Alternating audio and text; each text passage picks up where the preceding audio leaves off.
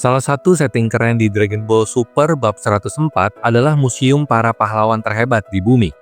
Di dalamnya ada aula penuh patung para penyelamat bumi yang pernah berperan besar dalam sejarah dunia Dragon Ball. Yang bikin menarik, ada satu karakter yang sebelumnya nggak pernah dianggap canon, tapi tiba-tiba muncul di sini.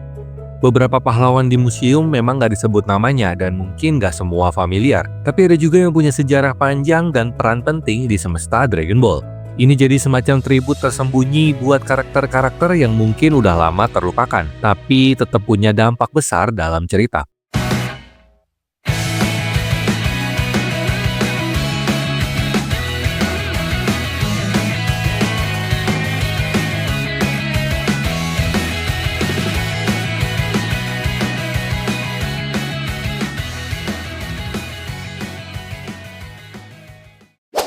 Olibu atau Oribu adalah manusia dari bumi yang berasal dari galaksi utara, sama seperti Goku. Karakternya jelas terinspirasi dari pahlawan dan mitologi Yunani, mulai dari desain sampai auranya yang gagah. Awalnya dia muncul di Agnon Canon dunia lain, tempat Goku bertarung melawan para pejuang hebat yang udah mati. Tapi sebelum Dragon Ball Super bab 104, Olibu dianggap nggak masuk dalam timeline resmi alias non-canon. Nah, yang bikin seru, kanonisasi Olibu ini punya efek samping besar. Salah satunya Power Korin yang ternyata dibangun untuk menghormatinya. Lebih dari itu, kehadirannya bisa jadi sinyal bahwa Pikkon, karakter favorit banyak fans, akan segera masuk ke cerita utama Dragon Ball Super. Masih belum ada kepastian, tapi ini bisa jadi petunjuk kalau Pikkon bakal kembali. Olibu sendiri disebut sebagai manusia terkuat di zamannya dan sosok yang menginspirasi banyak petarung. Bahkan, tindakannya yang heroik tercatat dalam sejarah, menjadikannya pahlawan manusia pertama yang dikenang dengan patung di museum. Jadi, mungkinkah ini awal dari lebih banyak karakter klasik yang akhirnya dibuat canon? Kita tunggu aja kejutan dari Dragon Ball Super.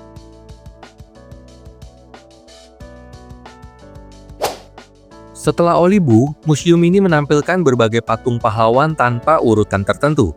Masing-masing tampaknya terinspirasi dari berbagai karakter fiksi atau legenda. Salah satu yang mencolok adalah pahlawan berpenampilan barbar, mirip banget sama Conan the Barbarian. Lalu ada seorang wanita dengan pakaian sederhana yang terlihat seperti karakter klasik dari dunia fantasi. Di sebelahnya, ada pria dengan kostum mirip anjing, yang sekilas mengingatkan pada Catman dari DC Comics, alias Batman versi anjing. Nggak jauh dari sana, berdiri sosok berpakaian seperti kesatria atau pengawal, yang mungkin referensi langsung ke Dragon Quest. Selain itu, kita bisa melihat seorang pegulat sumo, lalu ada Master Roshi yang seakan jadi penghormatan khusus di antara para pahlawan ini.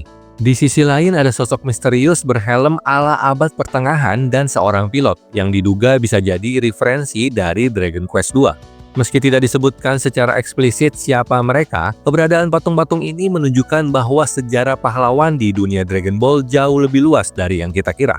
Bisa jadi, ini adalah cara halus mangaka untuk memberikan penghormatan ke berbagai karakter dari budaya pop dan dunia RPG. Kalau ngomongin pahlawan legendaris di Dragon Ball, Mutaito mungkin bukan nama pertama yang muncul di kepala kalian. Tapi jangan salah, dialah guru dari Master Roshi dan Sen, yang secara nggak langsung juga membentuk keahlian Goku. Mutaito hidup di Age 461 hampir 300 tahun sebelum cerita Dragon Ball dimulai. Dia adalah salah satu master seni bela diri terhebat sepanjang masa, dan dikenal sebagai penyelamat pertama bumi di eranya.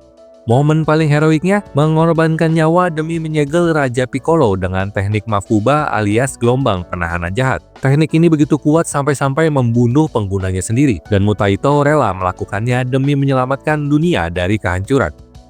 Meskipun anime pernah menampilkan Goku bertarung melawan Mutaito di Piccolo Junior Saga, adegan ini nggak pernah ada di manga. Tapi salah satu hal yang pasti, Mutaito adalah simbol pengorbanan sejati. Bahkan, teknik Mafuba masih dianggap sebagai salah satu senjata terakhir para Z-Fighter, sampai Goku sendiri berencana menggunakannya melawan Zamasu di Dragon Ball Super. Sayangnya, seperti yang diungkapkan pemandu wisata di Museum Pahlawan, nggak semua pahlawan mendapatkan kemuliaan dan ketenaran setelah menyelamatkan dunia. Mutaito adalah salah satu yang terlupakan, tapi warisannya tetap hidup dalam sejarah seni bela diri Dragon Ball. Patung ini jelas Goku, tapi ada yang unik, tidak ada wajah dan namanya.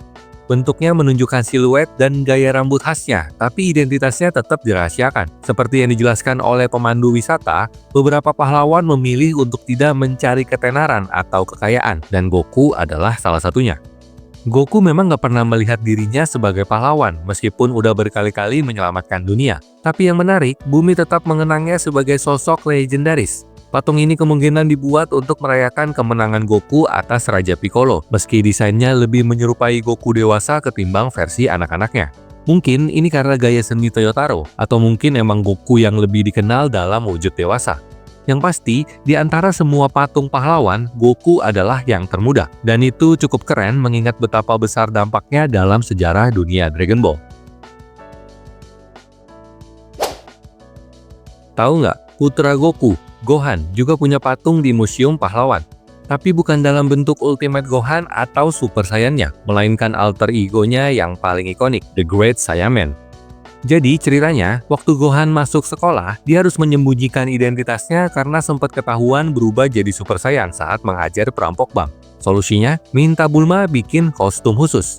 Dari situlah The Great Saiyaman lahir lengkap dengan helm keren, gerakan dramatis, dan kepribadian ala tokusatsu.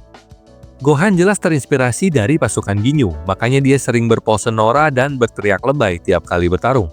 Desainnya mirip Kamen Rider dengan gaya Sentai klasik. Sayangnya, setelah sibuk dengan urusan akademik, Gohan pensiun dari perannya sebagai The Great Saiyaman. Meski begitu, pahlawan satu ini tetap dikenang sebagai salah satu superhero paling unik di dunia Dragon Ball.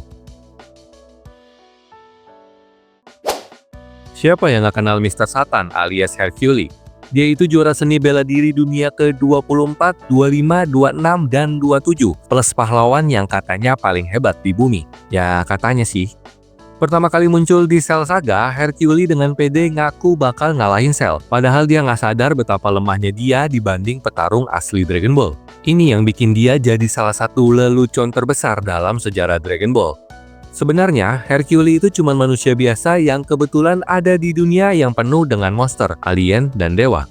Awalnya dia anggap pertarungan Z-Factor cuma trik sulap dan efek spesial, sampai akhirnya dia sadar, ini semua nyata. Pas Gohan ngalahin Cell dan para Z-Factor pergi, Mr. Satan malah dapat pujian sebagai pahlawan yang menyelamatkan dunia. Dari situlah bohongannya dimulai. Tapi lucunya, walaupun dia pembohong kelas kakap, Mr. Satan tetap punya momen heroiknya sendiri. Di Buu Saga, dia bersahabat dengan Majin Buu dan bahkan menciptakan Good Buu, hampir membuat Buu berhenti membunuh. Puncaknya, dialah yang meyakinkan seluruh bumi buat nyumbang energi ke Spirit Bomb Goku, walaupun dengan syarat dia yang dapat pujian lagi. Intinya, Mr. Satan nggak punya skill bertarung, tapi lidahnya lebih tajam dari pedang. Meskipun dia tukang bohong, pada akhirnya dia tetap berperan dalam menyelamatkan dunia.